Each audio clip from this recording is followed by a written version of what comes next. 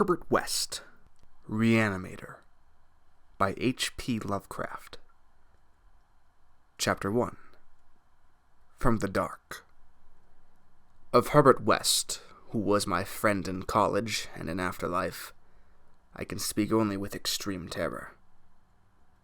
This terror is not due altogether to the sinister manner of his recent disappearance, but was engendered by the whole nature of his life work, and first gained its acute form more than 17 years ago, when we were in the third year of our course at the Miskatonic University Medical School in Arkham.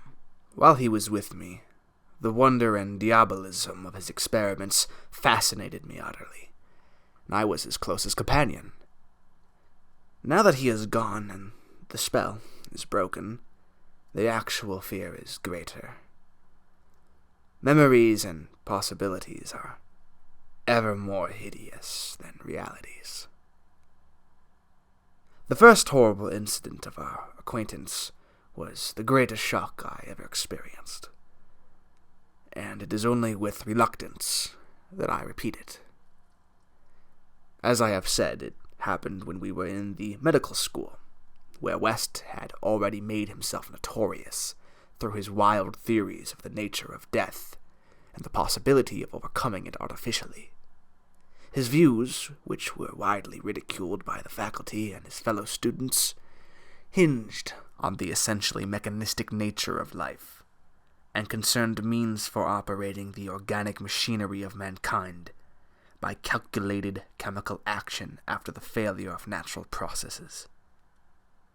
In his experiments with various animating solutions, he had killed and treated immense numbers of rabbits, guinea pigs, cats, dogs, and monkeys, till he had become the prime nuisance of the college. Several times he had actually obtained signs of life in animals supposedly dead, in many cases violent signs, but he soon saw that the perfection of this process, if indeed possible, would necessarily involve a lifetime of research. It likewise became clear that, since the same solution never worked alike on different organic species, he would require human subjects for further and more specialized progress. It was here that he first came into conflict with the college authorities, and was debarred from future experiments by no less a dignitary than the dean of the medical school himself, the learned and benevolent Dr. Allen Halsey, whose work in behalf of the stricken is recalled by every old resident of Arkham. I had always been exceptionally tolerant of West's pursuits, and we frequently discussed his theories, whose ramifications and corollaries were almost infinite.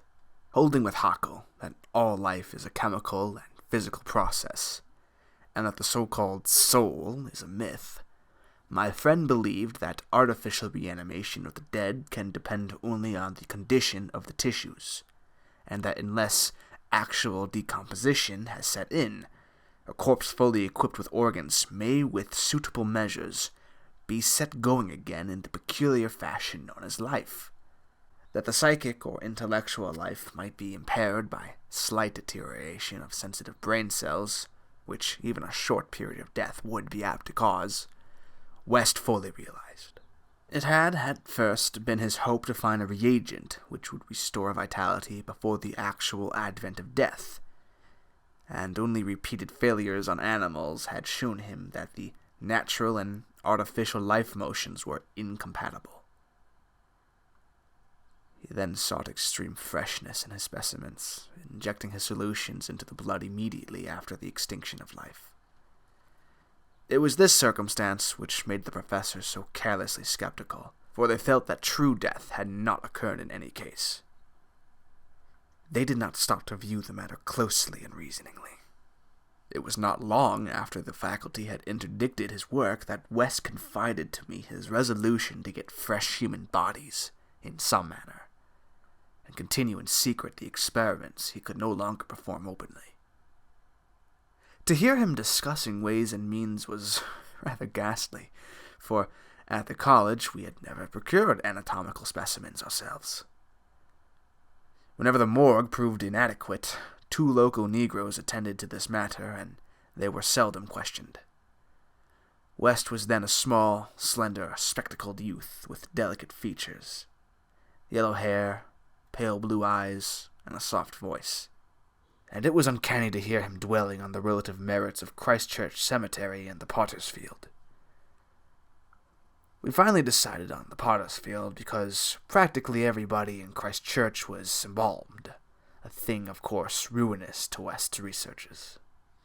I was, by this time, his active and enthralled assistant, and helped him make all his decisions, not only concerning the source of bodies, but concerning a suitable place for our loathsome work. It was I who thought of the deserted Chapman farmhouse beyond Meadow Hill, where we fitted up on the ground floor an operating room and a laboratory, each with dark curtains to conceal our midnight doings. The place was far from any road and in sight of no other house, yet precautions were nonetheless necessary, since rumors of strange lights, started by chance nocturnal roamers, would soon bring disaster on our enterprise. It was agreed to call the whole thing a chemical laboratory if discovery should occur. Gradually, we equipped our sinister haunt of science with materials either purchased in Boston or quietly borrowed from the college. Materials carefully made unrecognizable, save to expert eyes, and provided spades and picks for the many burials we should have to make in the cellar. At the college, we used an incinerator, but the apparatus was too costly for our unauthorized laboratory. Bodies were always a nuisance. Even the small guinea pig bodies from the slight clandestine experiments in West's room at the boarding house. We followed the local death notices like ghouls, for our specimens demanded particular qualities. What we wanted were corpses interred soon after death and without artificial preservation, preferably free from malforming disease, and certainly with all organs present. Accident victims were our best hope. Not for many weeks did we hear of anything suitable, though we talked with morgue and hospital authorities, ostensibly in the college's interest, as often as we could without exciting suspicion. We found that the college had first choice in every case, so that it might be necessary to remain in Arkham during the summer, when only limited summer school classes were held. In the end, though, luck favored us, for one day we heard of an utmost ideal case in the Potter's Field. A brawny young workman drowned only the morning before in Summers Pond, and buried at the town's expense without delay or embalming. That afternoon we found the new grave, and determined to begin work soon after midnight. It was a repulsive task that we undertook in the black small hours. Even though we lacked at the time the special horror of graveyards which later experiences brought to us. We carried spades and oiled dark lanterns, for although electric torches were then manufactured, they were not as satisfactory as the tungsten contrivances of today. The process of unearthing was slow and sordid. It might have been gruesomely poetical if we had been artists instead of scientists, and we were glad when our spades struck wood. When the pine box was fully uncovered, West scrambled down and removed the lid, dragging out and propping up the contents. I reached down and hauled the contents out of the grave, and then both toiled hard to restore the spot of its former appearance. The affair made us rather nervous, especially the stiff form and vacant face of our first trophy, but we managed to remove all traces of our visit. When we had patted down the last shovelful of earth, we put the specimen in a canvas sack and set out for the old Chapman place beyond Meadow Hill. On an improvised dissecting table in the old farmhouse, by the light of a powerful acetylene lamp, the specimen was not very spectral-looking. It had been a sturdy and apparently unimaginative youth of wholesome plebeian type, large-framed, gray-eyed, and brown-haired, a sound animal without psychological subtleties, and probably having vital processes of the simplest and healthiest sort. Now, with the eyes closed, it looked more asleep than dead, though the expert test of my friend soon left no doubt on that score. We had at last what West had always longed for, A real dead man, of the ideal kind. Ready for the solution as prepared according to the most careful calculations and theories for human use. The tension on our part became very great. We knew that there was scarcely a chance for anything like complete success, and could not avoid hideous fears at possible grotesque results of partial animation.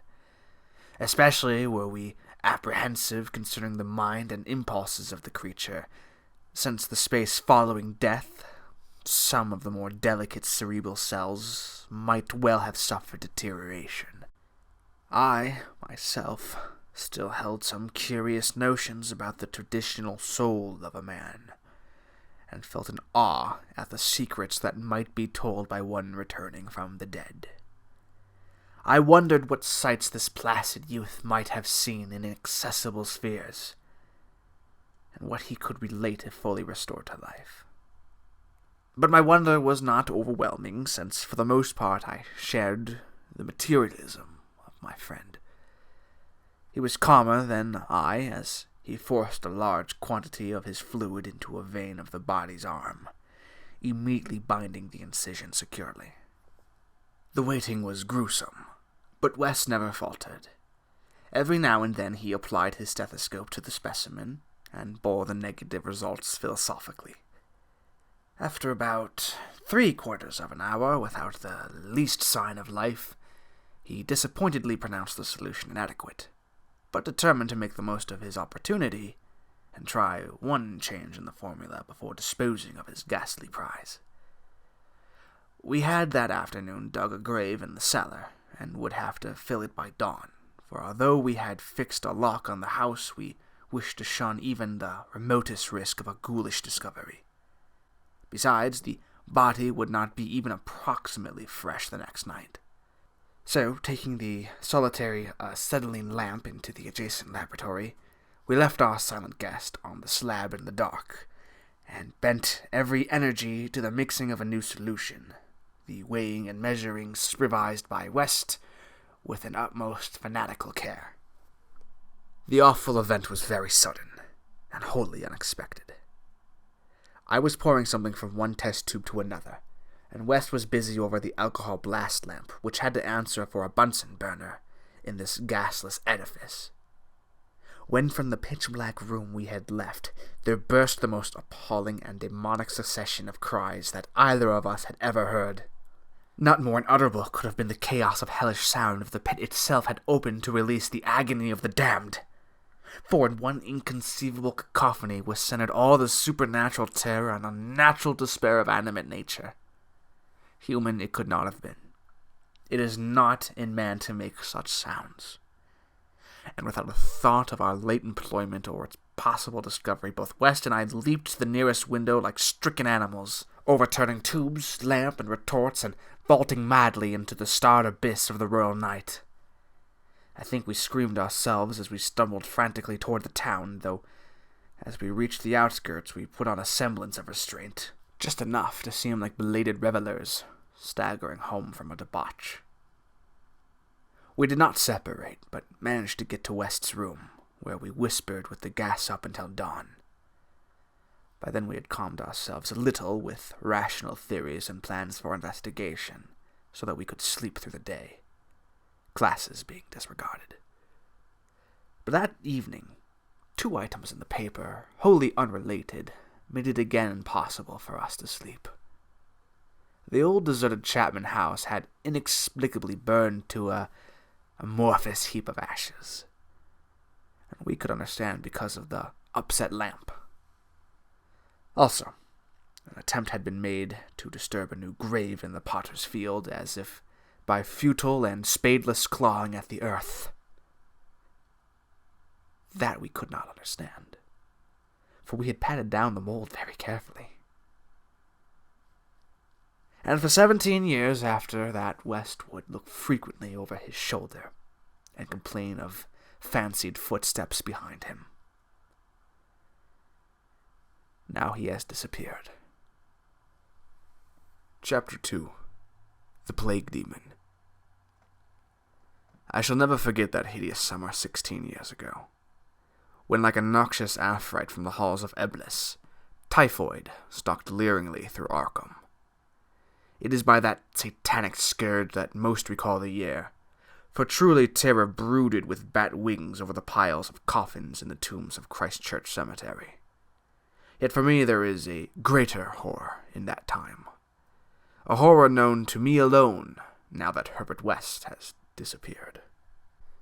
West and I were doing postgraduate work in summer classes at the medical school of Miskatonic University, and my friend had attained a wide notoriety because of his experiments leading toward the revivification of the dead. After the scientific slaughter of uncounted small animals, the freakish work had ostensibly stopped by order of our skeptical dean, Dr. Alan Halsey, though West and I continued to perform certain secret tests in his dingy boarding house room, and had on one terrible and unforgettable occasion taken a human body from its grave in the potter's field to a deserted farmhouse beyond Meadow Hill.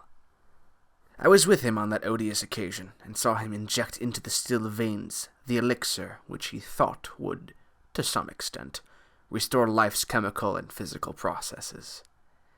It had ended horribly, in a delirium of fear, which we gradually came to attribute to our own overwrought nerves, and West had never afterward been able to shake off a maddening sensation of being haunted and hunted.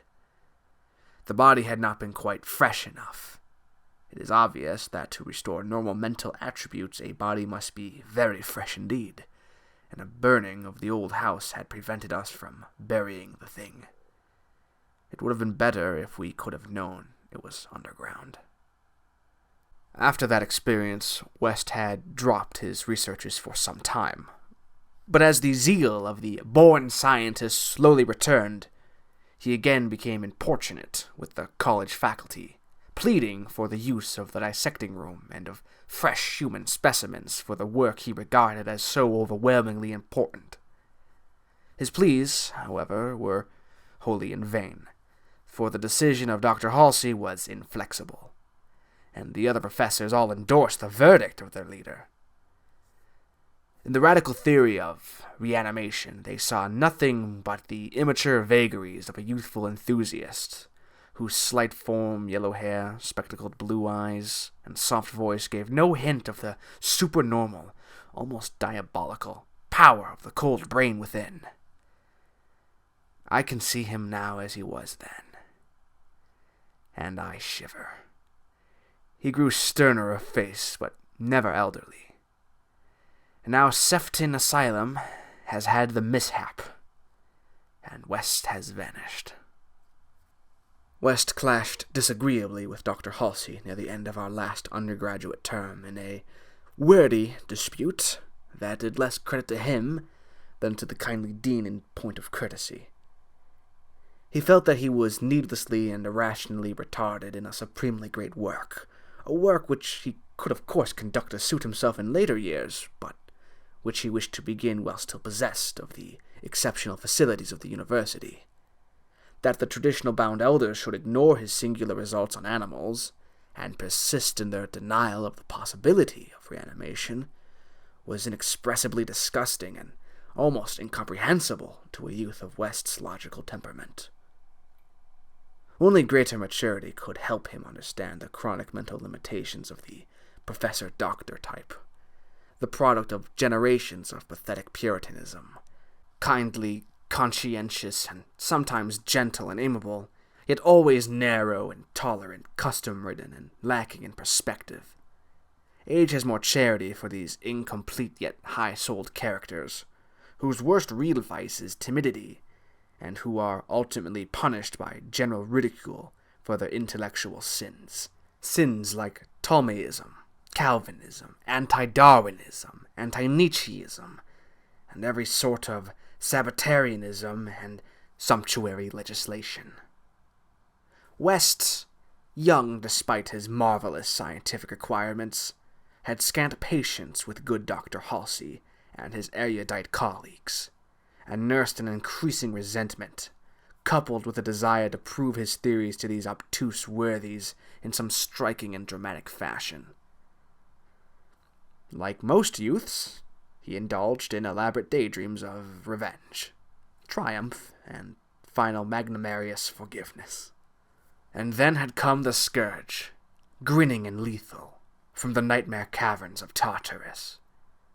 West and I had graduated about the time of its beginning, but had remained for additional work at the summer school, so that we were in Arkham when it broke out with full demonic fury upon the town.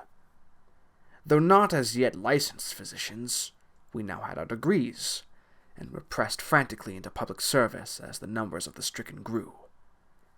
The situation was almost past management, and deaths ensued too frequently for the local undertakers fully to handle.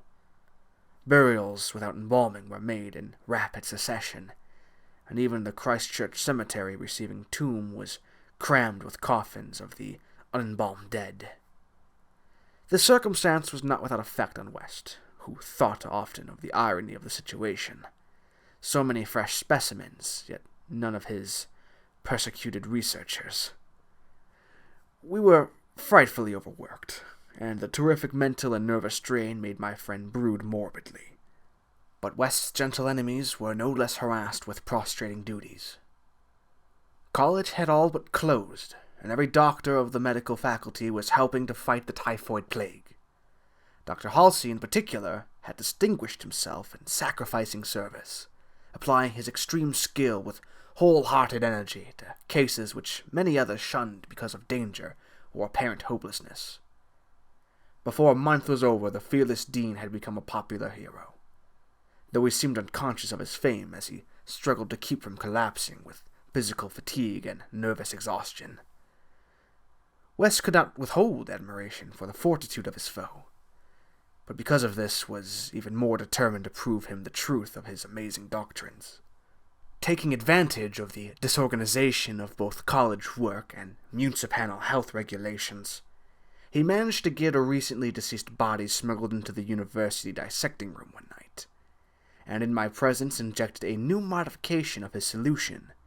The thing actually opened its eyes, but only stared at the ceiling with a look of soul-petrifying horror, before collapsing into an inertness from which nothing could rouse it. West said it was not fresh enough. The hot summer air does not favor corpses. That time we were almost caught before we incinerated the thing, and West doubted the advisability of repeating his daring misuse of the college laboratory. The peak of the epidemic was reached in August. West and I were almost dead, and Dr. Halsey did die on the 14th. The students all attended the hasty funeral on the 15th, and brought an impressive wreath, though the latter was quite overshadowed by the tribute sent by wealthy Arkham citizens, and by the municipality itself. It was almost a public affair, for the dean had surely been a public benefactor. After the entombment we were all somewhat depressed, and spent the afternoon at the bar of the commercial house, where West, though shaken by the death of his chief opponent, chilled the rest of us with references to his notorious theories. Most of the students went home, or to various duties as the evening advanced. But West persuaded me to aid him in making a night of it. West's landlady saw us arrive at his room about 2 a.m, with a third man between us, and told her husband that we had all evidently dined and wined rather well. Apparently this acidulous matron was right, for about 3 a.m. the whole house was aroused by cries coming from West's room, where when they broke down the door they found the 2 of us unconscious on the blood-stained carpet, beaten, scratched, and mauled, and with the broken remnants of West's bottles and instruments around us.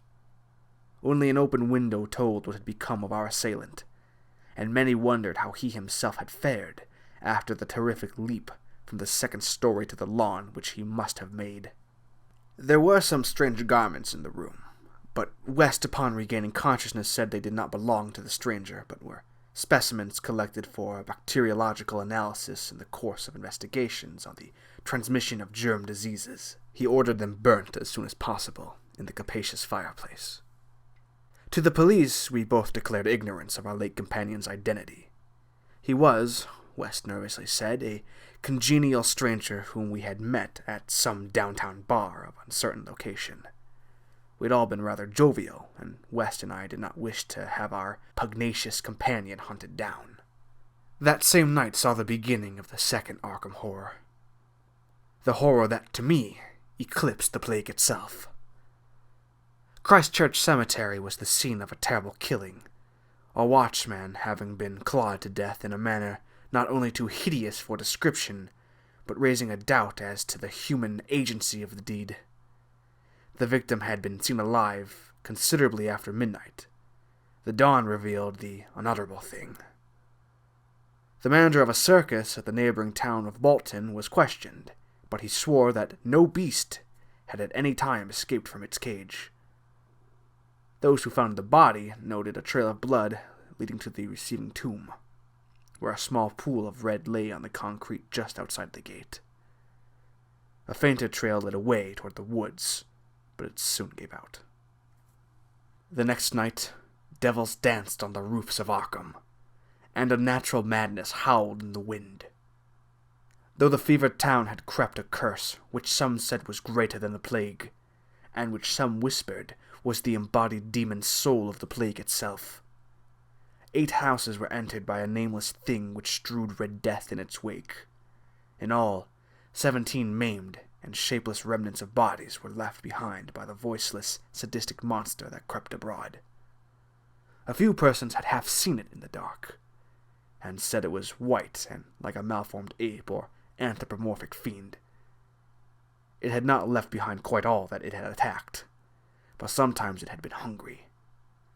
The number it had killed was 14. 3 of the bodies had been stricken homes and had not been alive. On the 3rd night, frantic bands of searchers, led by the police, captured it in a house on Crane Street near the Miskatonic campus. They had organized the quest with care, keeping in touch by means of volunteer telephone stations, and when someone in the college district had reported hearing a scratching at a shuttered window, the net was quickly spread. On account of the general alarm and precautions, there were only 2 more victims, and the capture was effected without major casualties. The thing was finally stopped by a bullet, though not a fatal one, and was rushed to the local hospital amidst universal excitement and loathing. For it had been a man. This much was clear despite the nauseous eyes, the voiceless simianism, and the demonic savagery. They dressed its wound and carted it to the asylum at Sefton, where it beat its head against the walls of a padded cell for 16 years, until the recent mishap, when it escaped under circumstances that few like to mention. What had most disgusted the searchers of Arkham was the thing they noticed when the monster's face was cleaned, the mocking, unbelievable resemblance to a learned and self-sacrificing martyr who had been entombed but 3 days before, the late Dr. Allen Halsey, public benefactor and dean of the medical school of Miskatonic University. To the vanished Herbert West and to me the disgust and horror were supreme. I shudder tonight as I think of it. Shudder even more than I did that morning when West muttered through his bandages, "Damn it, it wasn't quite fresh enough." Chapter 3. 6 Shots by Midnight. It is uncommon to fire all 6 shots of a revolver with great suddenness, when one would probably be sufficient. But many things in the life of Herbert West were uncommon. It is, for instance, not often that a young physician leaving college is obliged to conceal the principles which guide his selection of a home and office, yet that was the case with Herbert West. When he and I obtained our degrees at the medical school of Miskatonic University, and sought to relieve our poverty by setting up as general practitioners, we took great care not to say that we chose our house because it was fairly well isolated, and as near as possible to the potter's field.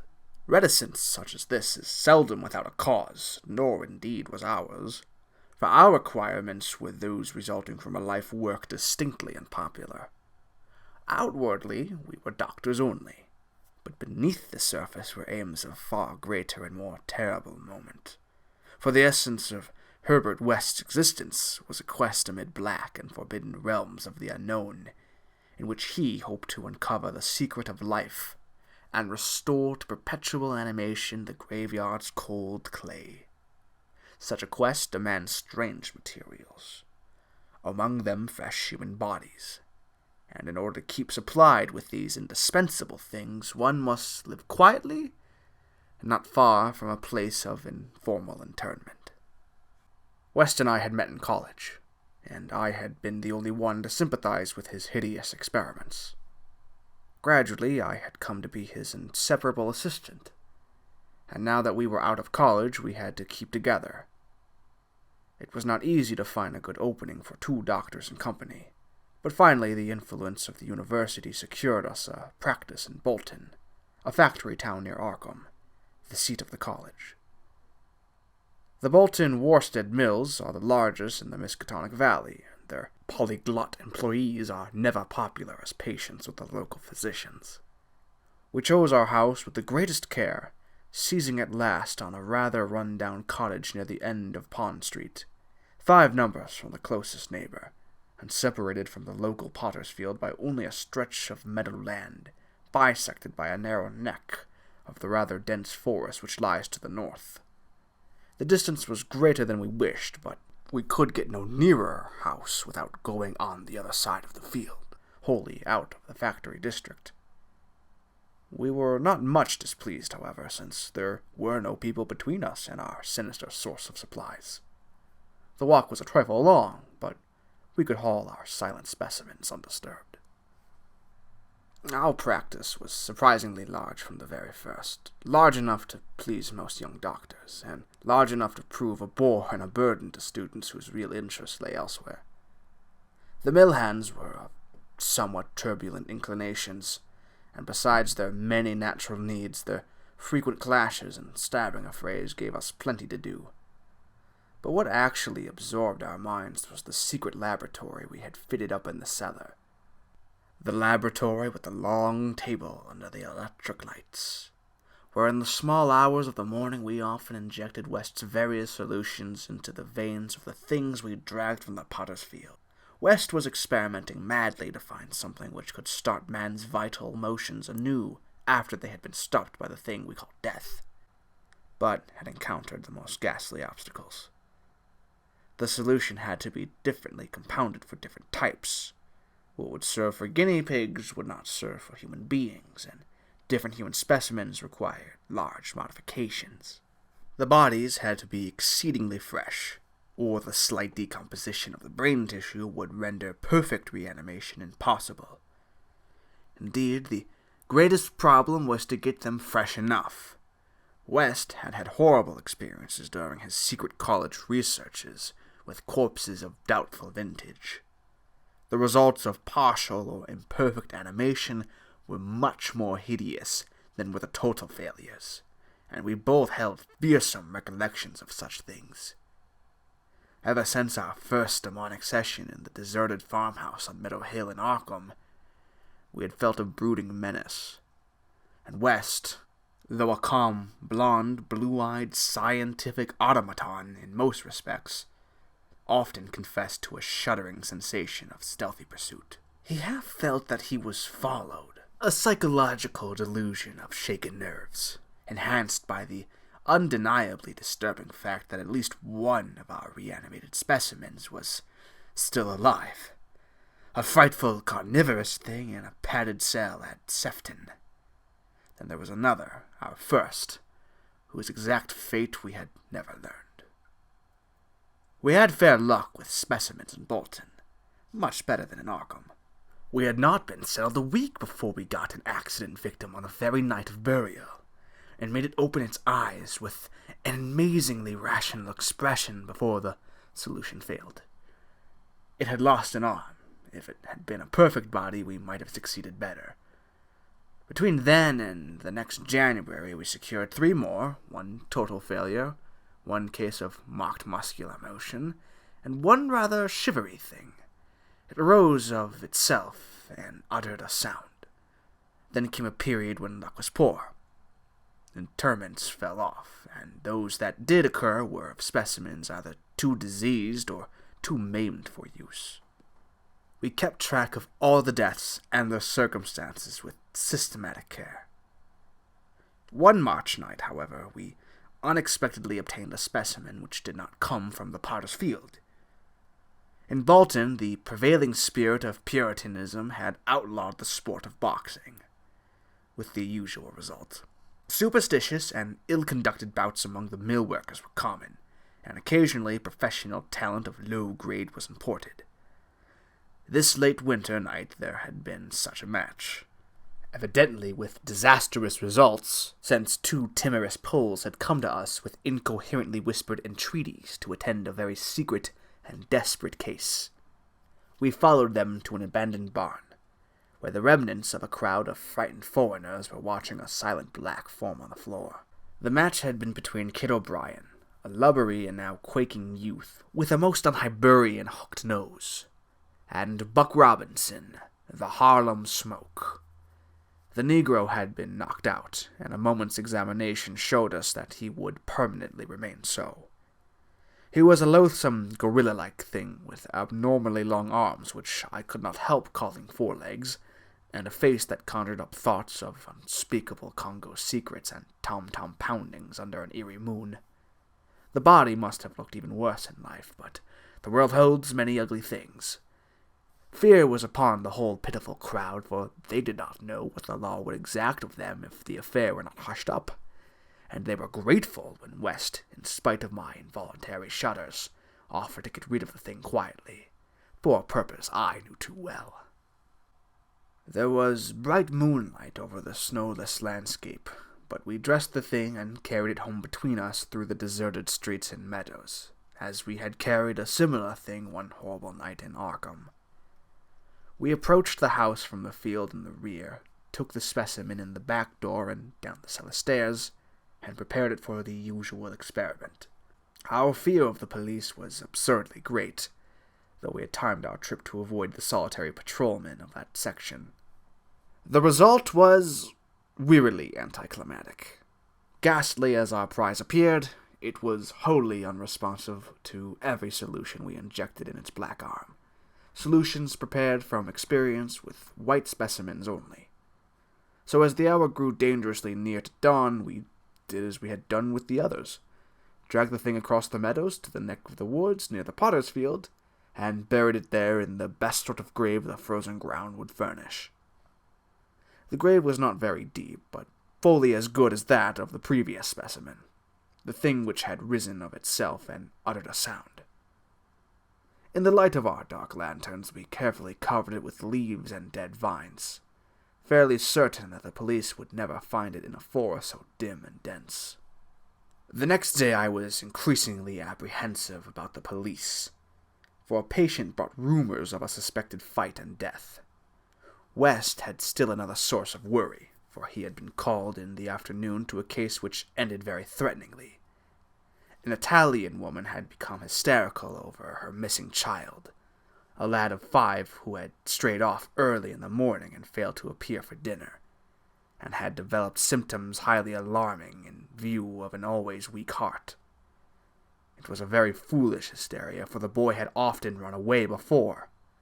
But Italian peasants are exceedingly superstitious, and this woman seemed as much harassed by omens as by facts. About 7 o'clock in the evening she had died, and her frantic husband had made a frightful scene in his efforts to kill West, whom he wildly blamed for not saving her life. Friends had held him when he drew a stiletto, but West departed amidst his inhuman shrieks, curses, and oaths of vengeance. In his latest affliction, the fellow seemed to have forgotten his child, who was still missing as the night advanced. There was some talk of searching the woods, but most of the family's friends were busy with the dead woman and the screaming man. Altogether, the nervous strain upon West must have been tremendous. Thoughts of the police and of the mad Italian both weighed heavily. We retired about 11, but I did not sleep well. Bolton had a surprisingly good police force for so small a town, and I could not help fearing the mess which would ensue if the affair of the night before were ever tracked down. It might mean the end of all our local work, and perhaps prison for both West and me. I did not like those rumors of a fight which were floating about. After the clock had struck 3, the moon shone in my eyes, but I turned over without rising to pull down the shade. Then came the steady rattling at the back door. I lay still and somewhat dazed, but before long heard West's rap on my door. He was clad in dressing gown and slippers, and had in his hands a revolver and an electric flashlight. From the revolver I knew that he was thinking more of the crazed Italian than of the police. "We'd better both go," he whispered. "It wouldn't do not to answer it anyway, and it may be a patient. It would be like one of those fools to try the back door." So we both went down the stairs on tiptoe, with a fear partly justified and partly that which comes only from the soul of the weird small hours. The rattling continued, growing somewhat louder. When we reached the door, I cautiously unbolted it and threw it open, and as the moon streamed revealingly down on the form silhouetted there, West did a peculiar thing. Despite the obvious danger of attracting notice and bringing down on our heads the dreaded police investigation, a thing which, after all, was mercifully averted by the relative isolation of our cottage, my friend suddenly, excitedly, and unnecessarily emptied all 6 chambers of his revolver into the nocturnal visitor. For that visitor was neither Italian nor policeman. Looming hideously against the spectral moon was a gigantic, misshapen thing, not to be imagined save in nightmares.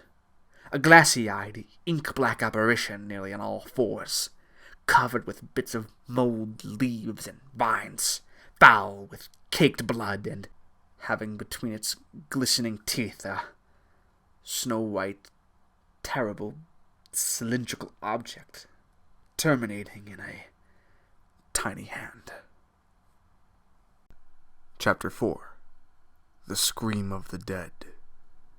The scream of a dead man gave to me that acute and added horror of Dr. Herbert West, which harassed the latter years of our companionship.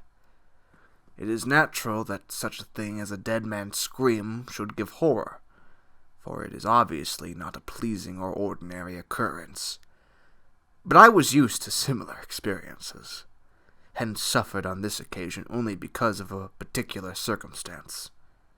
And as I have implied, it was not of the dead man himself that I became afraid.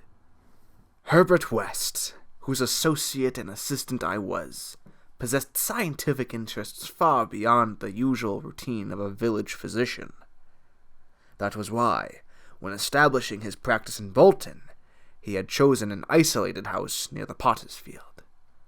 Briefly and brutally stated, West's sole absorbing interest was a secret study of the phenomena of life and its cessation, leading toward the reanimation of the dead through injections of an excitant solution. For this ghastly experimenting, it was necessary to have a constant supply of very fresh human bodies. Very fresh, because even the least decay hopelessly damaged the brain structure, and human because we found that the solution had to be compounded differently for different types of organisms. Scores of rabbits and guinea pigs had been killed and treated, but the trail was a blind one. West had never fully succeeded because he had never been able to secure a corpse sufficiently fresh. What he wanted were bodies from which vitality had only just departed. Bodies with every cell intact and capable of receiving again the impulse toward that mode of motion called life. There was hope that this second and artificial life might be made perpetual by repetitions of the injection, but we had learned that an ordinary, natural life would not respond to the action. To establish the artificial motion, natural life must be extinct. The specimens must be very fresh, but genuinely dead. The awesome quest had begun when West and I were students at the Miskatonic University Medical School in Arkham, vividly conscious for the first time of the thoroughly mechanical nature of life. That was 7 years before, but West looked scarcely a day older now. He was small, blond, clean-shaven, soft voiced, and spectacled, with only an occasional flash of a cold blue eye to tell of the hardening and growing fanaticism of his character under the pressure of his terrible investigations. Our experiences had often been hideous in the extreme, the results of defective reanimation, when lumps of graveyard clay had been galvanized into morbid, unnatural, and brainless motion by various modifications of the vital solution. One thing had uttered a nerve-shattering scream. Another had risen violently, beaten us both to unconsciousness, and run amok in a shocking way before it could be placed behind asylum bars. Still another, a loathsome African monstrosity, had clawed out of its shallow grave and done a deed. West had to shoot that object. We could not get bodies fresh enough to show any trace of reason when reanimated, so had perforce created nameless horrors. It was disturbing to think that one, perhaps two, of our monsters still lived. That thought haunted us shadowingly, till finally West disappeared under frightful circumstances. But at the time of the scream in the cellar laboratory, of the isolated Bolton cottage, our fears were subordinate to our anxiety for extremely fresh specimens. West was more avid than I, so that it almost seemed to me that he looked half covetously at any very healthy living physique. It was in July 1910 that the bad luck regarding specimens began to turn. I had been on a long visit to my parents in Illinois, and upon my return found West in a state of singular elation. He had, he told me excitedly, in all likelihood solved the problem of freshness through an approach from an entirely new angle, that of artificial preservation. I had known that he was working on a new and highly unusual embalming compound, and was not surprised that it had turned out well, but until he explained the details I was rather puzzled as to how such a compound could help in our work, since the objectionable staleness of the specimens was largely due to delay occurring before we secured them. This, I now saw, West had clearly recognized, creating his embalming compound for future rather than immediate use, and trusting to fate to supply again some very recent and unburied corpse, as it had years before when we obtained the Negro killed in the Bolton prize fight. At last fate had been kind, so that on this occasion there lay in the secret cellar laboratory a corpse whose decay could not by any possibility have begun. What would happen on reanimation, and whether we could hope for a revival of mind and reason, West did not venture to predict. The experiment would be a landmark in our studies, and he had saved the new body for my return, so that both might share the spectacle in a custom fashion. West told me how he obtained the specimen. It had been a vigorous man, a well-dressed stranger just off the train on his way to transact some business with the Bolton Worsted Mills. The walk through the town had been long, and by the time the traveler paused at our cottage to ask the way to the factories, his heart had become greatly overtaxed. He had refused a stimulant, and had suddenly dropped dead only a moment later. The body, as might be expected, seemed to West a heaven-sent gift. In his brief conversation, the stranger had made it clear that he was unknown in Bolton, and a search of his pockets subsequently revealed him to be one Robert Levitt of St. Louis, apparently without family to make instant inquiries about his disappearance. If this man could not be restored to life, no one would know of our experiment. We buried our materials in a dense strip of woods between the house and the potter's field. If, on the other hand, he could be restored, our fame would be brilliantly and perpetually established. So without delay, West had injected into the body's wrist the compound which would hold it fresh for use after my arrival. The matter of the presumably weak heart, which to my mind imperiled the success of our experiment, did not appear to trouble West extensively. He hoped at last to obtain what he had never obtained before, a rekindled spark of reason, and perhaps a normal living creature. So on the night of July 18th, 1910, Herbert West and I stood in the cellar laboratory and gazed at a white, silent figure beneath the dazzling arc light. The embalming compound had worked uncannily well, for as I stared fascinatedly at the sturdy frame which had lain 2 weeks without stiffening, I was moved to seek West's assurance that the thing was really dead. This assurance he gave readily enough, reminding me that the reanimating solution was never used without careful tests as to life, since it could have no effect if any of the original vitality were present. As West proceeded to take preliminary steps, I was impressed by the vast intricacy of the new experiment, an intricacy so vast that he could trust no hand less delicate than his own. Forbidding me to touch the body, he first injected a drug in the wrist just beside the place his needle had punctured when injecting the embalming compound. This, he said, was to neutralize the compound and release the system to a normal relaxation, so that the reanimating solution might freely work when injected. Slightly later, when a change and a gentle tremor seemed to affect the dead limbs, West stuffed a pillow-like object violently over the twitching face, not withdrawing it until the corpse appeared quiet and ready for our attempt at reanimation. The pale enthusiast now applied some last perfunctory tests for absolute lifelessness, withdrew satisfied, and finally injected into the left arm an accurately measured amount of the vital elixir, prepared during the afternoon with a greater care than we had used since college days, when our feet were new and groping. I cannot express the wild, breathless suspense with which we waited for results on this first really fresh specimen. The first we could reasonably expect to open its lips in rational speech, perhaps to tell what it had seen beyond the unfathomable abyss. West was a materialist, believing in no soul and attributing all the working of consciousness to bodily phenomena. Consequently, he looked for no revelation of hideous secrets from gulfs and caverns beyond death's barrier. I did not wholly disagree with him theoretically, yet held vague instinctive remnants of the primitive faith of my forefathers, so that I could not help eyeing the corpse with a certain amount of awe and terrible expectation. Besides, I could not extract from my memory that hideous, inhuman shriek we heard on the night we tried our first experiment in the deserted farmhouse at Arkham. Very little time had elapsed before I saw the attempt was not to be a total failure. A touch of color came to cheeks hitherto chalk white, and spread out under the curiously ample stubble of sandy beard. West, who had his hand on the pulse of the left wrist, suddenly nodded significantly, and almost simultaneously, a mist appeared on the mirror inclined above the body's mouth.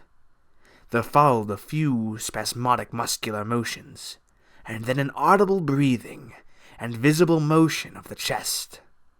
I looked at the closed eyelids, and thought I detected a quivering. Then the lids opened, showing eyes which were gray, calm, and alive, but still unintelligent and not even curious. In a moment of fantastic whim, I whispered questions to the reddening ears, questions of other worlds of which the memory might still be present. Subsequent terror drove them from my mind, but I think the last one, which I repeated, was, "Where have you been?" I do not yet know whether I was answered or not, for no sound came from the well-shaped mouth. But I do know that at that moment I firmly thought the thin lips moved silently, forming syllables I would have vocalized as "only now," if that phrase had possessed any sense of relevancy. At that moment, as I say, I was elated with the conviction that the one great goal had been attained, and that for the first time a reanimated corpse had uttered distinct words impelled by actual reason.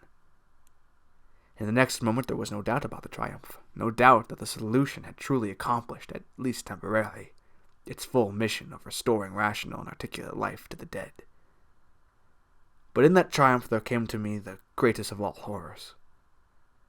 Not horror of the thing that spoke, but of the deed that I had witnessed, and of the man with whom my professional fortunes were joined. For that very fresh body, at last writhing into full and terrifying consciousness with eyes dilated at the memory of its last scene on earth, threw out its frantic hands in a life-and-death struggle with the air, and suddenly collapsing into a second and final dissolution from which there could be no return, screamed out the cry that will ring eternally in my aching brain. "Help! Keep off, you cursed little towhead fiend! Keep that damn needle away from me! Chapter 5. The Horror from the Shadows. Many men have related hideous things not mentioned in print, which happened on the battlefields of the Great War. Some of these things have made me faint. Others have convulsed me with devastating nausea, while still others have made me tremble and look behind me in the dark. Yet despite the worst of them, I believe I can myself relate the most hideous thing of all. The shocking, the unnatural, the unbelievable horror from the shadows. In 1915, I was a physician, with the rank of first lieutenant in a Canadian regiment in Flanders, one of many Americans to precede the government itself into the gigantic struggle.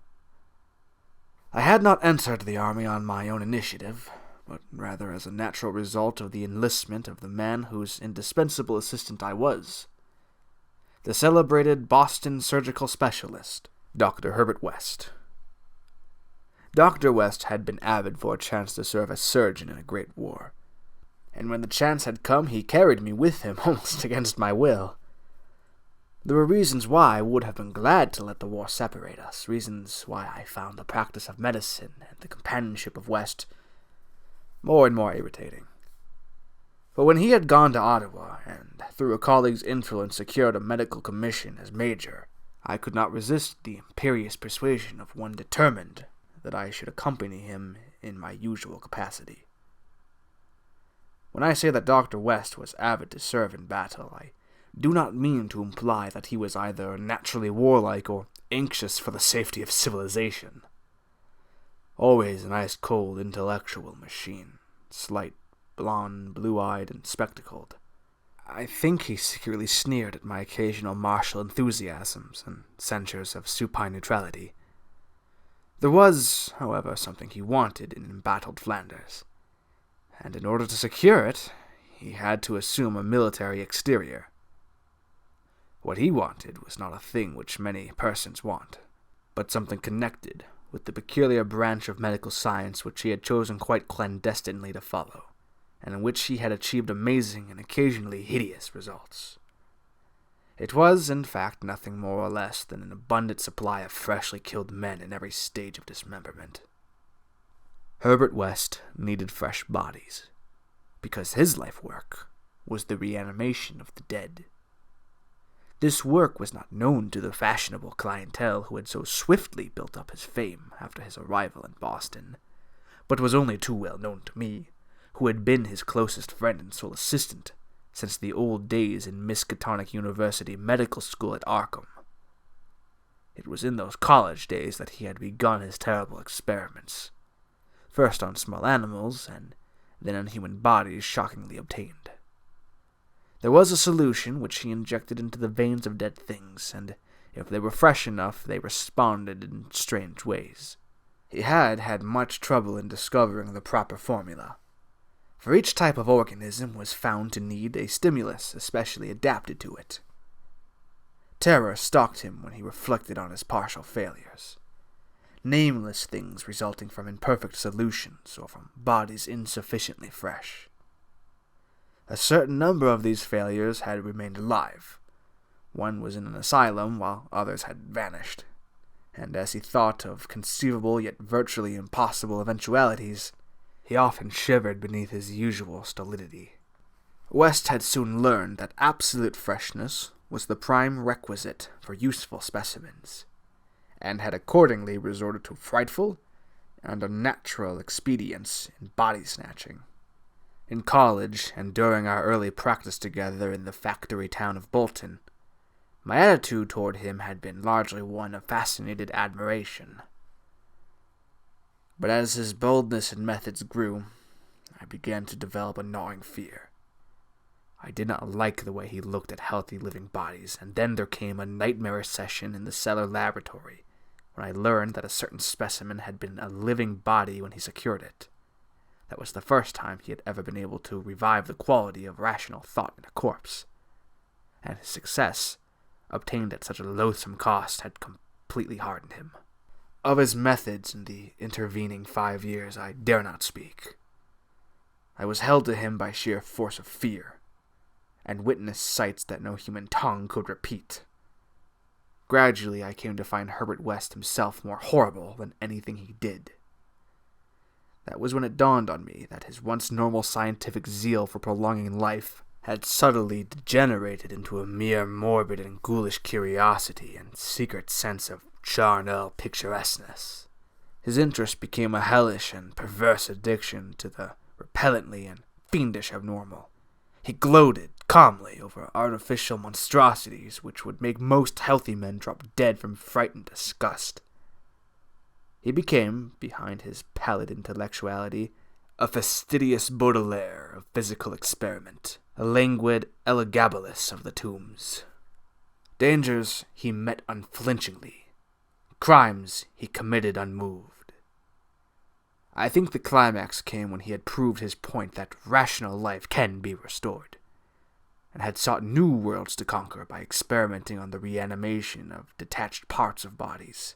He had wild and original ideas on the independent vital properties of organic cells and nerve tissue separated from natural physiological systems, and achieved some hideous preliminary results in the form of never-dying, artificially nourished tissue, obtained from the nearly hatched eggs of an indescribable tropical reptile.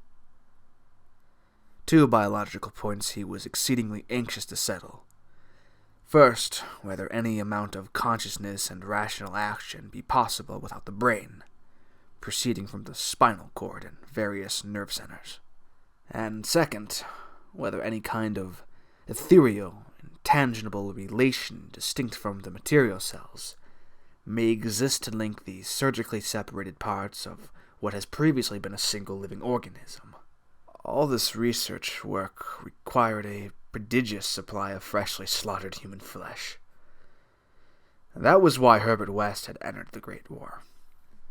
The phantasmal, unmentionable thing occurred one midnight late in March 1915, in a field hospital behind the lines at St. Eloi. I wonder even now if it could have been other than a demonic dream of delirium. West had a private laboratory in an east room of the barn-like temporary edifice, assigned him on his plea that he was devising new and radical methods for the treatment of hitherto hopeless cases of maiming. There he worked like a butcher in the midst of his gory wares. I could never get used to the levity with which he handled and classified certain things. At times he actually did perform marvels of surgery for the soldiers. But his chief delights were of a less public and philanthropic kind, requiring many explanations of sounds which seemed peculiar even amidst that babel of the damned.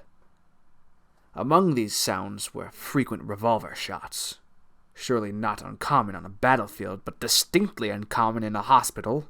Dr. West's reanimated specimens were not meant for long existence or a large audience. Besides human tissue, West employed much of the reptile embryo tissue, which he had cultivated with such singular results. It was better than human material for maintaining life in organless fragments, and that was now my friend's chief activity. In a dark corner of the laboratory, over a queer incubating burner, he kept a large covered vat full of this reptilian cell matter, which multiplied and grew puffily and hideously. On the night of which I speak, we had a splendid new specimen. A man at once physically powerful and of such high mentality that a sensitive nervous system was assured. It was rather ironic, for he was the officer who had helped West to his commission, and who was now to have been our associate. Moreover, he had in the past secretly studied the theory of reanimation to some extent under West. Major Sir Eric Morland Clapham Lee, DSO, was the greatest surgeon in our division, and had been hastily assigned to the St. Eloi sector when news of the heavy fighting reached headquarters. He had come in an aeroplane piloted by the intrepid Lieutenant Ronald Hill, only to be shot down when directly over his destination. The fall had been spectacular and awful. Hill was unrecognizable afterward, but the wreck yielded up the great surgeon in a nearly decapitated but otherwise intact condition. West had greedily seized the lifeless thing which had once been his friend and a fellow scholar, and I shuddered when he finished severing the head, placed it in his hellish vat of pulpy reptile tissue to preserve it for future experiments, and proceeded to treat the decapitated body on the operating table. He injected new blood, joined certain veins, arteries, and nerves at the headless neck, and closed the ghastly aperture with engrafted skin from an unidentified specimen which had borne an officer's uniform. I knew what he wanted: to see if this highly organized body could exhibit, without its head, any of the signs of mental life which had distinguished Sir Eric Morland Clapham Lee. Once a student of reanimation, this silent trunk was now gruesomely called upon to exemplify it. I can still see Herbert West under the sinister electric light as he injected his reanimating solution into the arm of the headless body. The scene I cannot describe. I should faint if I tried it, for there was madness in a room full of classified charnel things, with blood and lesser human debris almost ankle-deep on the slimy floor, and with hideous reptilian abnormalities sprouting, bubbling, and baking over a winking bluish-green specter of dim flame in a far corner of black shadows. The specimen, as West repeatedly observed, had a splendid nervous system. Much was expected of it, and as a few twitching motions began to appear, I could see the feverish interest on West's face. He was ready, I think, to see proof of his increasingly strong opinion that consciousness, reason, and personality can exist independently of the brain. That man has no central connective spirit, but is merely a machine of nervous matter, each section more or less complete in itself. In one triumphant demonstration, West was about to relegate the mystery of life to the category of myth. The body now twitched more vigorously, and beneath our avid eyes commenced to heave in a frightful way. The arms stirred disquietingly, the legs drew up, and various muscles contracted in a repulsive kind of writhing. Then the headless thing threw out its arms in a gesture which was unmistakably one of desperation, an intelligent desperation apparently sufficient to prove every theory of Herbert West. Certainly, the nerves were recalling the man's last act in life, the struggle to get free of the falling aeroplane. What followed I shall never positively know. It may have been wholly a hallucination from the shock caused at that instant by the sudden and complete destruction of the building in a cataclysm of German shellfire. Who can gainsay it, since West and I were the only proved survivors? West liked to think that before his recent disappearance, but there were times when he could not, for it was queer that we both had the same hallucination. The hideous occurrence itself was very simple, notable only for what it implied. The body on the table had risen with a blind and terrible groping, and we had heard a sound. I should not call that sound a voice, for it was too awful. And yet its timbre was not the most awful thing about it. Neither was its message. It had merely screamed, "Jump, Ronald! For God's sakes, jump!" The awful thing was its source, for it had come from the large covered vat in that ghoulish corner of crawling black shadows. Chapter 6. The Tomb Legions. When Dr. Herbert West disappeared a year ago, the Boston police questioned me closely. They suspected that I was holding something back, and perhaps suspected graver things. But I could not tell them the truth because they would not have believed it. They knew, indeed, that West had been connected with activities beyond the credence of ordinary men, for his hideous experiments in the reanimation of dead bodies had long been too extensive to admit of perfect secrecy. But the final soul-shattering catastrophe held elements of demonic fantasy which make even me doubt the reality of what I saw. I was West's closest friend, and only confidential assistant. We had met years before, in medical school, and from the first I had shared his terrible researches. He had slowly tried to perfect a solution which, injected into the veins of the newly deceased, would restore life. a labor demanding an abundance of fresh corpses and therefore involving the most unnatural actions. Still more shocking were the products of some of the experiments. Grisly masses of flesh that had been dead, but that West waked to a blind, brainless, nauseous animation. These were the usual results, for in order to reawaken the mind it was necessary to have specimens so absolutely fresh that no decay could possibly affect the delicate brain cells. This need for very fresh corpses had been West's moral undoing. They were hard to get, and one awful day he had secured his specimen while it was still alive and vigorous. A struggle, a needle, and a powerful alkaloid had transformed it to a very fresh corpse, and the experiment had succeeded for a brief and memorable moment. But West had emerged with a soul calloused and seared, and a hardened eye which sometimes glanced with a kind of hideous and calculating appraisal at men of especially sensitive brain and especially vigorous physique. Toward the last I became acutely afraid of West, for he began to look at me that way. People did not seem to notice his glances, but they noticed my fear, and after his disappearance used that as a basis for some absurd suspicions. West, in reality, was more afraid than I, for his abominable pursuits entailed a life of furtiveness and dread of every shadow. Partly it was the police he feared, but sometimes his nervousness was deeper and more nebulous, touching on certain indescribable things into which he had injected a morbid life, and from which he had not seen that life depart. He usually finished his experiments with a revolver, but a few times he had not been quick enough. There was that first specimen on whose rifled grave marks of clawing were later seen. There was also that Arkham professor's body which had done cannibal things before it had been captured and thrust unidentified into a madhouse cell at Sefton, where it beat the walls for 16 years. Most of the other possibly surviving results were things less easy to speak of, for in later years West's scientific zeal had degenerated to an unhealthy and fanatic mania, and he had spent his chief skill in vitalizing not entire human bodies but isolated parts of bodies, or parts joined to organic matter other than human. It had become fiendishly disgusting by the time he disappeared. Many of the experiments could not even be hinted at in print. The Great War, though which both of us served as surgeons, had intensified this side of West. In saying that West's fear of his specimens was nebulous, I have in mind particularly its complex nature.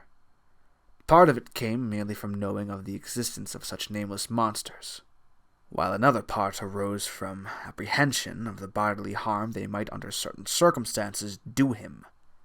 Their disappearance added horror to the situation. Of them all, West knew the whereabouts of only one, the pitiful asylum thing.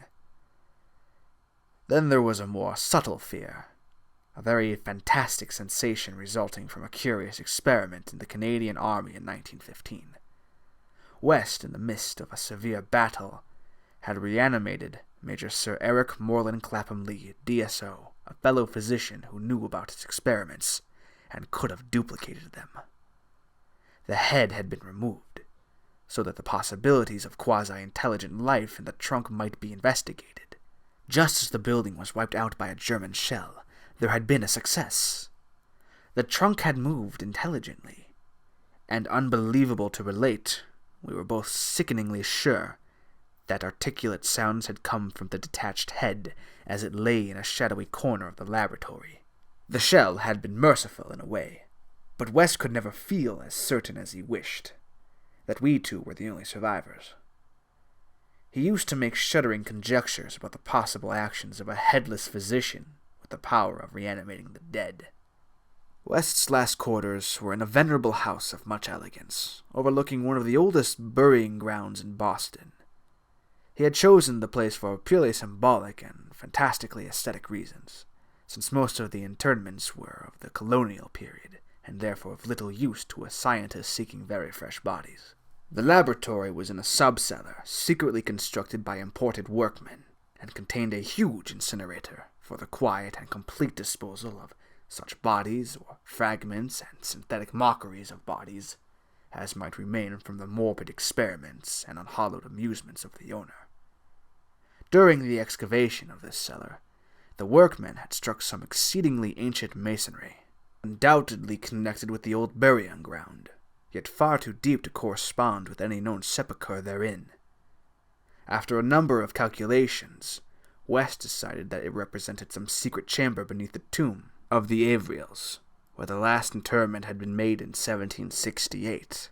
I was with him when he studied the nitrous-dripping walls laid bare by the spades and mattocks of the men, and was prepared for the gruesome thrill which would attend the uncovering of century grave secrets. But, for the first time, West's new timidity conquered his natural curiosity, and he betrayed his degenerating fiber by ordering the masonry left intact and plastered over. Thus it remained till that final hellish night, part of the walls of the secret laboratory. I speak of West's decadence, but must add that it was a purely mental and intangible thing. Outwardly he was the same to the last, calm, cold, slight and yellow-haired, with spectacled blue eyes, and a general aspect of youth which years and fears seemed never to change. He seemed calm even when he thought of that clawed grave and looked over his shoulder, even when he thought of the carnivorous thing that gnawed and pawed at Sefton bars. The end of Herbert West began one evening in our joint study when he was dividing his curious glance between the newspaper and me. A strange headline item had struck at him from the crumbled pages, and a nameless titan claw had seemed to reach down through 16 years. Something fearsome and incredible had happened at Sefton Asylum 50 miles away, stunning the neighborhood and baffling the police. In the small hours of the morning, a body of silent men had entered the grounds, and their leader had aroused the attendants. He was a menacing military figure, who talked without moving his lips, and whose voice seemed almost ventriloquially connected with an immense black case he carried. His expressionless face was handsome to the point of radiant beauty, but had shocked the superintendent when the hall light fell on it. For it was a wax face, with eyes of painted glass. Some nameless accident had befallen this man. A larger man guided his steps, a repellent hulk whose bluish face seemed to have eaten away by some unknown malady. The speaker had asked for the custody of the cannibal monster committed from Arkham 16 years before, and upon being refused, gave a signal which precipitated a shocking riot.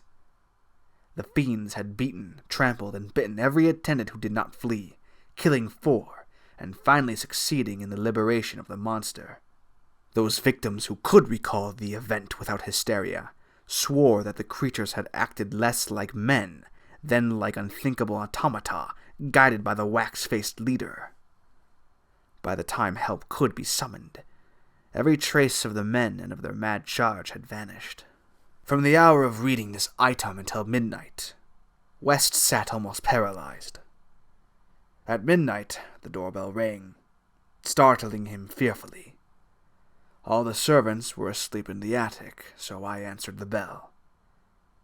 As I have told the police, there was no wagon in the street, but only a group of strange-looking figures, bearing a large square box which they deposited in the hallway after one of them had grunted in a highly unnatural voice. "Express! Prepaid!" They filed out of the house with a jerky tread, and as I watched them go I had an odd idea that they were turning toward the ancient cemetery, on which the back of the house abutted. When I slammed the door after them, West came downstairs and looked at the box. It was about 2 feet square and bore West's correct name and present address. It also bore the inscription, "From Eric Morland Clapham Lee, St. Eloi, Flanders." 6 years before in Flanders, a shelled hospital had fallen upon the headless, reanimated trunk of Dr. Clapham Lee, and upon the detached head which, perhaps, had uttered articulate sounds. West was not even excited now. His condition was more ghastly. "Quickly," he said. "It's the finish. But let's incinerate this." We carried the thing down to the laboratory, listening. I do not remember many particulars. You can imagine my state of mind. But it is a vicious lie to say it was Herbert West's body which I put into the incinerator. We both inserted the whole in an open wooden box, closed the door, and started the electricity. Nor did any sound come from the box after all. It was West who first noticed the falling plaster on the part of the wall where the ancient tomb masonry had been covered up. I was going to run, but he stopped me. Then I saw a small black aperture, felt a ghoulish wind of ice, and smelled the charnel bowels of a putrescent earth. There was no sound, but just then the electric lights went out, and I saw outlined against some phosphorescence of the nether world a horde of silent, toiling things, which only insanity, or worse, could create. Their outlines were human, semi-human, fractionally human, and not human at all. The horde was grotesquely heterogeneous. They were removing the stones quietly, one by one, from the centuried wall. And then, as the breach became large enough, they came out into the laboratory in single file, led by a stalking thing with a beautiful head made of wax. A sort of mad-eyed monstrosity behind the leader seized on Herbert West. West did not resist or utter a sound. Then they all sprang at him and tore him to pieces before my eyes, bearing the fragments away into that subterranean vault of fabulous abominations. West's head was carried off by the wax-headed leader, who wore a Canadian officer's uniform. As it disappeared, I saw that the blue eyes behind the spectacles were hideously blazing with their first touch of frantic, visible emotion. Servants found me unconscious in the morning. West was gone. The incinerator contained only unidentifiable ashes. Detectives have questioned me, but what can I say? The theft and tragedy they will not connect with West. Not that, nor the men with the box, whose existence they deny. I told them of the vault, and they pointed to the unbroken plaster wall and laughed. So I told them no more. They imply that I am a madman or a murderer. Probably I am mad. But I might not be mad if those accursed tomb legions had not been so silent.